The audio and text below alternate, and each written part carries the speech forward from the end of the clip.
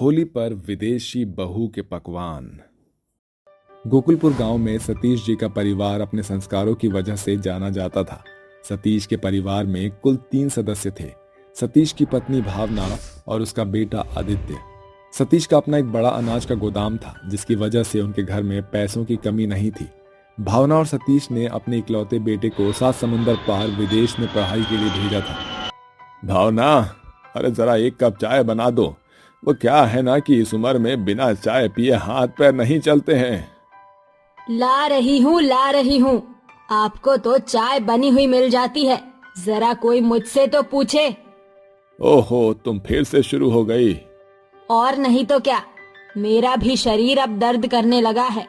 एक बार मेरा बेटा विलायत से लौट आए तो खूब जोरों शोरों के साथ उसका ब्याह कर दूंगी। जोरों शोरों के साथ ब्याह? अरे पहले आदित्य से तो पूछ लेना। क्या पूछ? मुझे पूरा यकीन है कि मेरा बेटा मेरी बात कभी नहीं टालेगा और वो मेरी पसंद की लड़की से ही शादी करेगा। भावना ने अपनी बहू को लेकर हजारों सपने देख रखे थे। अगर वो कभी भी अपनी सहेलियों से बात भी करती थी तो वो यही कहती थी, मैं अपने बेटे के लिए ऐसी बीवी ढूंढूंगी जिसमें 36 गुण होंगे। हाँ भावना, बिल्कुल, क्यों नहीं। अपनी ही परछाई लाना आदित्य के लिए, और हमें दावत पर बुलाना मत भूलना। सुबह उठकर भावना पूजा पाठ कर रही होती है। ओम जय जगदीश हरे, स्वामी जय जगदीश हरे। तभी दरवाजे पर दस्तक होती है। सुबह सुबह कौन आ गया? अरे क्या आप दरवाजा खोल देंगे? मैं अभी अपनी दाढ़ी बना रहा हूँ। अरे तुम ही देख लो। इस उम्र में भी दाढ़ी बनाने की पड़ी है, जैसे कोई जेंटलमैन बनना हो। उम्र का तो कोई लिहाज है ही नहीं। भावना बड़बड़ाती हुई दरवाजा खोलती है। दरवाजा खोलते ही उसके होश उड़ जाते हैं, क्योंकि दरवाजे पर उसका बेटा आदित्य और उसकी बगल में जीन्स टॉप, हाई हील्स और कर्ली हेयर्स में एक गोरी विदेशी लड़की खड़ी हुई थी। आदित्य, तू अचानक यहाँ बेटा? और ये बेशरम लड़की कौन है? माँ, ये आपकी बहू है, स्टेसी। हेलो। ओ सॉरी। नमस्ते माँ जी। इतने में सतीश भी वहां आ जाता है। अरे आदित्य बेटा, तू? अरे ये कौन है बेटा? तेरी दोस्त है का? नहीं पापा, ये आपकी बहू है, स्टेसी। नमस्ते डैड। हाय हाय हाय, अब ये दिन देखना बाकी रह गया था। ये विलायती, ये अंग्रेजन, ये मेरी बहू हरगिज नहीं हो सकती। देख आदित्य, मैं इसे अपनी बहू के रूप में हरगिज स्वीकार नहीं करूंगी। ऐसा मत कहिए माँ, स्टेसी एक अच्छी लड़की है। उसे कम से कम एक बार आपको साबित करने का मौका तो दीजिए। मैंने तो पहले ही कहा था कि एक बार अपने बेटे से तो पूछ लो। तुम ही 1000 सपना देख रही हो, पता ना कौन कौन सा सपना सजा कर रखी हो। वैसे मुझे स्टेसी से कोनो परेशानी नहीं है। अगर मेरा बेटा उसके साथ खुश है तो हम भी खुश हैं। सतीश वहां से चला जाता है। भावना स्टेसी को घूरती रहती है और वो भी अपने कमरे में चली जाती है। अगली सुबह स्टेसी जल्दी उठकर आदित्य और सतीश को विदेशी स्टाइल का नाश्ता बनाकर देती है। स्टेसी विदेशी होते हुए भी हिंदी समझती थी, पर उसने ये बात किसी को नहीं बताई। उसके अंदर सारे संस्कार थे। वाह, अब मजा आ गया। ये पकवान का नाम तो मुझे नहीं पता, पर खाकर मजा जरूर आया है। अब बहू, तेरे हाथों में तो जादू है बेटा, जादू। दिल तो एकदम खुश कर दिया तुमने पहला ही दिन। सच में स्टेसी, ये एकदम लाजवाब है। थैंक्स डैड और आदित्य। दोनों बाप बेटे स्टेसी के बनाए खाने की खूब तारीफ करते हैं। भावना भी वहीं खड़ी होती है और ये सब सुन रही होती है। ओहो, इस विदेशन की इतनी भी तारीफ ना कीजिए। ये विलायती खाना अपने विदेश जाकर बनाना। यहाँ मेरे घर में सिर्फ देसी खाना ही बनाया और खाया जाता है, समझी अंग्रेजन? कभी कभी थोड़ा चेंजिंग भी अच्छा होता है माँ जी। पहले ठीक से बोलना तो सीख, तब मुझे समझाना, समझी? ऐसे ही कई दिन बीत जाते हैं। भावना स्टेसी को अपनी बहू के रूप में अपनाने को तैयार ही नहीं थी। स्टेसी हर दिन ये कोशिश करती थी कि वो भावना को मना ले, पर उसकी सारी कोशिशें नाकाम हो जाती थी। एक दिन भावना स्टेसी को गाजर का हलवा बनाने को बोलती है। अरे ओ अंग्रेजन, आज तो मेरा मन गाजर का हलवा खाने को कर रहा है, लेकिन तुझे कहाँ बनाना आता होगा? तू तो विलायती है, विलायती। सासू माँ जी, मैं आपके लिए फ्रेश गाजर का हलवा बनाकर लाती हूँ। तुझे आता है? रहने दे, तुझसे तो बस सारे सामान का सत्यानाश ही करना आता है। मैं बना लूंगी, मुझ पर भरोसा तो कीजिए। अच्छा ठीक है। स्टेसी हलवा बनाने चली जाती है। वो पूरी मेहनत से गाजर को घिसकर हलवा बनाती है। वाह, खुशबू तो बहुत ही अच्छी आ रही है। आई होप कि सासू माँ को भी ये पसंद आएगा। स्टेसी एक प्लेट में हलवा परोसकर उसे अच्छे से सजाकर भावना के पास ले आती है। इतनी देर लगा दी। भावना हलवा चखकर बोलती है, ये भी कोई हलवा है? अरे इससे अच्छा तो मैं गाजर खाकर ऊपर से चीनी खा लेती, वो भी इससे बेहतर लगता। जरा इसकी सूरत तो देख।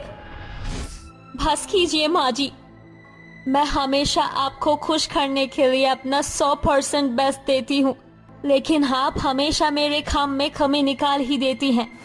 बोल तो ऐसे रही है जैसे ना जाने मैंने तुझसे कितने बड़े पहाड़ तोड़वाए हो। एक काम भी तुझसे ठीक से नहीं होता। इसी तरह से स्टेसी और उसकी सास के बीच छोटी छोटी नोक-झोंक चलती रहती थी, पर भावना धीरे धीरे स्टेसी को अपनी बहू मानने लगती है, लेकिन वो ये कभी भी उसे जाहिर नहीं किया करती थी। एक दिन भावना को मिलने उसकी सहेलियां राखी और विमला उसके घर आती है। कैसी है भावना? वैसे हमें पता चला है कि विदेश से आदित्य शादी करके घर लौटा है। भावना, तू अपने बेटे की शादी बड़े धूमधाम से करने को कहती थी, और तो और बड़ी संस्कारी और 36 गुणों वाली बहू भी चाहिए थी तुझे। हाँ भावना, कैसी है तेरी बहू? जरा हमें उससे मिलवा तो सही। वैसे मैंने सुना है कि विदेशी लड़कियां संस्कारी नहीं होती। क्या पता भावना की बहू कैसी हो। मेरी बहू बहुत संस्कारी है, और तो और उसमें 36 गुण नहीं 40 गुण है। अच्छा ऐसा है, अब हमें अपनी बहू से मिलवा तो दे। ऐसे कैसे? मैंने फैसला किया है, कल होली के शुभ अवसर पर मेरी बहू की मुंह दिखाई है। गांव के बाकी लोगों को भी बता देना। राखी और विमला वहां से चली जाती है। माँ जी, ये दोनों लेडीज कौन थी? ये तुझे क्यों बताऊं? और हाँ बहू, कल तेरी मुंह दिखाई है, तैयार रहना। भावना अपनी बहू को मुंह दिखाई के बारे में बताकर वहां से चली जाती है। अगली सुबह विदेशी बहू की मुंह दिखाई और होली का शुभ अवसर दोनों एक ही दिन होते हैं। भावना अपने घर को बहुत अच्छे से सुंदर सुंदर फूलों से सजवाती है। कुछ ही देर में सभी मेहमान वहां आ जाते हैं। भावना, कहाँ है तेरी विदेशी बहू? तभी स्टेसी लाल रंग की सुंदर साड़ी पहने हुए, गले और हाथों में सोने के जेवर पहने सभी के सामने आती है। सभी को नमस्ते। सभी स्टेसी को देखते रह जाते हैं। सभी उसकी तारीफ करते हैं। भावना की सहेलियां भी स्टेसी की सुंदरता को देखकर हैरान रह जाती है। तभी भावना कहती है, बहू, अब क्या यूं ही खड़ी रहेगी या मेहमानों को कुछ खिलाएगी भी? अभी खिलाती हूँ माँ जी। स्टेसी मेहमानों की प्लेट में खाना परोसती है। सभी मेहमान खाने को देखकर खुश हो जाते हैं, क्योंकि स्टेसी सारे होली पर बनाए जाने वाले पकवान बनाती है। भावना ये सब कुछ देखकर हैरान रह जाती है। सभी स्टेसी के बनाए खाने की बहुत तारीफ करते हैं। राखी और विमला भी स्टेसी की खूब तारीफ करती है। अरे वाह भावना, तेरी बहू ने तो खाना ऐसा बनाया है कि मन कर रहा है खाते ही जाए। वाकई लाजवाब स्वाद है, और तो और सारे होली के पकवान हैं। सच में आज तो मजा आ गया। भावना, तुझे तो 7 समुद्र पार की बहू मिली है। तू तो सच में बहुत ही भाग्यशाली है। सभी स्टेसी और उसके बनाए खाने की तारीफ करके वहां से चले जाते हैं। भावना को लोगों की बातें सुनकर और अपनी बहू को इतनी मेहनत करते देखकर बहुत खुशी होती है, और वो स्टेसी से अपने बुरे व्यवहार के लिए माफी मांगती है। मुझे माफ कर देना मेरी प्यारी बहू, मैंने तुझे बहुत बुरा भला कहा, लेकिन आज मुझे तुझ पर गर्व है। कोई बात नहीं माँ जी, आप मुझे भी माफ कर दीजिए। मैंने भी आपसे कभी कभी थोड़ी बदतमीजी से बात की। मुझे माफ कर देना, मैंने तुझसे ये बात छुपाई कि मैं तुझे बहुत पहले ही अपनी बहू के रूप में स्वीकार कर चुकी थी। बस तुझे किसी के सामने शर्मिंदा ना होना पड़े और तू सारे काम सीख जाए, इसीलिए मैंने तेरे साथ ऐसा सलूक किया। मुझे भी माफ कर दीजिएगा माँ जी। मैंने भी आपसे एक बात छिपाई थी कि मुझे भी हिंदी समझ आती है। सच? तू हिंदी अच्छे से समझ सकती है? जी माँ जी। तब तो हम सास बहू खूब बातें किया करेंगे। इसी तरह भावना को उसकी गलती का एहसास होता है और वो खुशी से स्टेसी को अपनी बहू स्वीकार कर लेती है। इसलिए तो कहते हैं कि कोशिश करने वालों की कभी हार नहीं होती। ससुराल की चौखट पर खड़ी कुमुद अपनी 4 गोरी चिट्टी जेठानियों को देखकर मन में फुसफुसाती है। हाय कुमुद, तेरी चारों जेठानियां कितनी गोरी चिट्टी हैं। कहीं इनका गोरा रंग मेरी खुशियों के रास्ते का रोड़ा ना बन जाए। क्या हो गया हमारी प्यारी देवरानी जी, किस सोच में खो गई? चैताली, लगता है हमारी देवरानी जी दरवाजे पर ही देवर जी के ख्यालों में खो गई। मोहिनी की बात सुनकर चारों जेठानियां जोर से हंस पड़ती हैं। तभी उनकी सास सुजाता कहती है, अरे बस भी करो तुम चारों जेठानी, क्यों बेचारी अपनी देवरानी को छेड़ रही हो। चल कुमुद बहू, मैं तुझे कमरा दिखा दूं। सुजाता कुमुद को कमरे में छोड़कर चली जाती है। तभी करण कुमुद के करीब आकर कहता है, हाय, ये तुम्हारी आंखें काली काली। अपने पति के मुंह से तारीफ सुनकर कुमुद चिढ़कर कहती है, बस करो करण, तुम्हें मेरी झूठी तारीफ करने की कोई जरूरत नहीं। तुम तो मुझसे शादी करके पछता रहे होगे कि कैसी ब्लैक टी बीवी मिली है जो तुम्हारे गोरे रंग से मैच नहीं होती। जाओ तुम भी अपनी गोरी गोरी भाभियों के दीवाने बनते फिरो। इस तरह शादी की रात कुमुद करण को बुरी तरह फटकार लगाती है, जिसे देख करण फुसफुसाता है, गजब है यार, भला शादी की रात कोई पत्नी अपने पति की लंका लगाती है। अगली सुबह कुमुद सुबह उठकर घर की साफ सफाई करके किचन में आती है। तभी उसकी चारों जेठानी भी वहां हाजिर होती हैं। गुड मॉर्निंग हमारी प्यारी देवरानी। गुड मॉर्निंग जेठानी जी, आज मेरी पहली रसोई है। माँ जी ने कहा था कि आपसे पूछकर खाना बनाने को। हाँ हाँ क्यों नहीं, ऐसा करो, सबसे पहले हलवा बनाकर चूल्हा पूजन कर दो और फिर छोले पूरी बना देना। और हमसे कुछ हेल्प चाहिए तो बता दो। अपनी जेठानी जिया की ये बात सुनकर कुमुद मन में सोचने पर मजबूर हो जाती है। अभी मेरे सामने तो मदद का ढोंग कर रही हैं, मगर मेरी ये जेठानियां जितना मेरी मदद नहीं करेंगी उससे ज्यादा माँ जी के आगे ढोल पीट देंगी। ना बाबा ना, अब तो अपना हाथ ही जगन्नाथ है। ऐसा सोचकर देवरानी बनी कुमुद अपनी चारों जेठानियों को जाने के लिए कहकर हलवा बनाने लगती है, मगर हर बार कुमुद की कोशिश पर पानी फिर जाता है। तभी उसकी चारों जेठानियां अंदर आकर कुमुद को समझाने की कोशिश करती हैं। कुमुद, हम कुछ हेल्प कर दें? नहीं जेठानी जी। कुमुद, अगर हम तुम्हारी जेठानियां ना होकर बहन होती तो भी क्या तुम हमें तुम्हारे हाथ बटाने से रोकती? अपनी जेठानी का अपनापन देखकर कुमुद की आंखों में भरे आंसू डबडबा जाते हैं। देखिए ना जेठानी जी, मैं कब से हलवा बनाने में लगी हुई हूँ, मगर हलवा बनने का नाम ही नहीं ले रहा। कभी तो ये कढ़ाई में च्युइंगम की तरह चिपक जा रहा है तो कभी पतला पानी बन जा रहा है। अरे हमारी लाडली देवरानी, चलो हम तुम्हें स्टेप बाय स्टेप हलवा बनाना सिखाते हैं। इस तरह कुमुद अपनी जेठानियों की हेल्प से हलवा और बाकी का सारा खाना बनाकर मेज पर परोसती है। अरे वाह कुमुद बहू, तेरे हाथों में तो जादू है। क्या स्वादिष्ट हलवा बनाया है, खाते ही मुंह में घुल गया। वो सासू माँ हलवा जेठानी। अरे हाँ हाँ हमारी प्यारी देवरानी जी, हलवा हमें भी बहुत पसंद आया। जरा अपने हाथों का जायका अपनी जेठानियों को भी सिखा देना। इस तरह नई नवेली देवरानी के दिलो दिमाग में छाए जलोकड़ी जेठानियों की गलतफहमी मिट जाती है और 2 दिन के भीतर ही कुमुद को अपनी जेठानियों का साथ बहाने लगता है। कुमुद, चलो हम चारों एक दूसरे की चंपी करने जा रही हैं, तुम भी चलो। पांचों देवरानी जेठानी सीढ़ी पर बैठी बातें करते हुए एक दूसरे की चंपी करने लगती हैं। तो बताओ हमारी लाडली देवरानी जी, ससुराल आकर खुश तो हो? जी जेठानी जी, बहुत खुश हूँ, क्योंकि जिस ससुराल में बहन जैसी जेठानियां हो तो मायके के घर आंगन की कमी महसूस नहीं होती।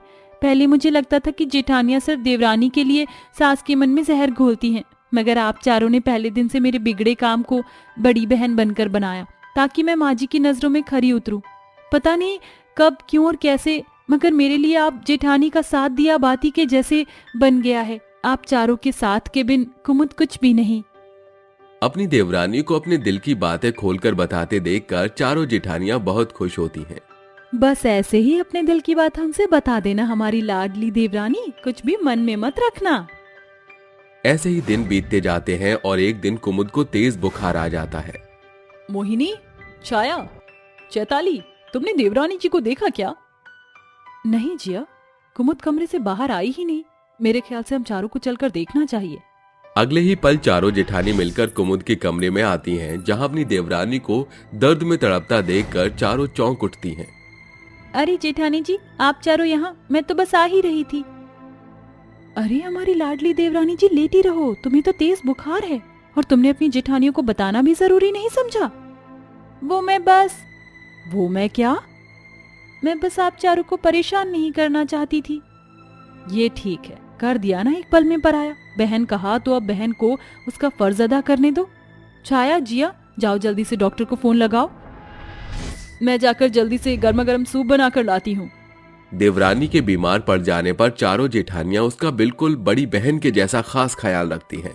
उसको कोई सिर दबाता तो कोई उसे सूप पिलाता, जिसे देखकर कुमुद रोते हुए बोलती है, मैं कितनी खुश नसीब हूँ जो मेरे पास जेठानी के रूप में 4 बड़ी बहनें हैं, जो मेरी खामियों में भी मेरा ख्याल रखती हैं और हमेशा ऐसे ही ख्याल रखेंगे। ऐसे ही दिन बीतते जाते हैं। फिर एक दिन पड़ोस में रहने वाली फूली उनके घर आती है। नमस्ते फूली मौसी, आज बड़े दिनों बाद आना हुआ। ये होती तो आती ना, मायके जो गई थी, आने पर पता चला कि तुम चारों जेठानियों की देवरानी आ गई। बस उसे देखने आई हूँ। है कहाँ? आपके सामने ही तो खड़ी है हमारी देवरानी। फूली कुमुद को सिर से पांव तक घूरती हुई बोलती है, अरे सुजाता की आंखों में घुन लग गया था क्या, जिस नजरबट्टू को बहू बना लाई? ऐसा लग रहा है कोयले के घोल से नहा कर निकली है। कहाँ तुम चारों मैदे के जैसी गोरी चिट्टी और कहाँ ये, मेरा तो मन फीका हो गया। फूली के मुंह से अपने काले रंग का मजाक बनता देख कुमुद फूट फूट कर रोने लगती है, जिसे देख चारों जेठानियों के गुस्से का पारा फूली पर फूट पड़ता है। बस कीजिए फूली मौसी, आपको कोई हक नहीं हमारी देवरानी को नीचा दिखाने का। और रही बात रंग रूप की, तो हम देवरानी जेठानी का रिश्ता किसी खूबसूरती का मोहताज नहीं। बहुत नीचा दिखा लिया आपने हमारी देवरानी को। वो रहा दरवाजा, आप जा सकती हैं। हाँ, जा रही हूँ, रुकना भी कौन चाहता है यहाँ। फूली वहां से पैर धमकते हुए चली जाती है और कुमुद फूट फूट कर रोते हुए बोलती है, ठीक ही तो कहा फूली मौसी ने। जेठानी जी, मैं तो आप चारों के पैरों की धूल बराबर भी नहीं हूँ। कहाँ आप सभी इतनी सुंदर और कहाँ मैं इतनी भद्दी। खबरदार जो तुमने हमारी देवरानी को ऐसा कहा भी। चलो हमारे साथ। चारों जेठानियां मोहिनी के साथ मिलकर कुमुद को अपने कमरे में लाकर मेकअप से भरे ड्रेसिंग टेबल के पास लाकर बिठा देती। जेठानी जी, आप चारों क्या करने वाली हैं? बस देखती जाओ हमारी प्यारी देवरानी मिलकर हम कैसे तुम्हारा चेहरा चमकाती हैं। इसके बाद छाया कुमुद के हाथ पैरों में जमे मैल को छुड़ाकर कुमुद का मैनिक्योर पेडिक्योर करती है। वहीं मोहिनी उसके चेहरे का फेशियल ब्लीच करके उसका सुंदर सा मेकअप करती है और चेताली और जिया उसके बाल बनाती है, जिसके बाद कुमुद बहुत ही खूबसूरत हो जाती है। ये देखो हमारी प्यारी देवरानी, अपना नया अवतार। अरे वाह, आप चारों ने मेरी काया ही पलट कर दी। मुझे तो यकीन ही नहीं हो रहा कि सचमुच मैं इतनी सुंदर हो सकती हूँ। हमारी आंखों से देखोगी देवरानी जी तो तुम पहले भी उतनी ही सुंदर थी जितनी अभी हो।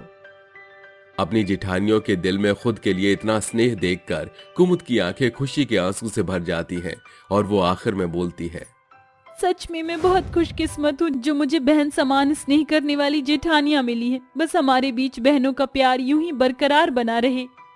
इस पर चारों जेठानी अपनी देवरानी के गले लग जाती हैं, जिसके साथ जेठानी देवरानी की कहानी खत्म होती है यहीं पर।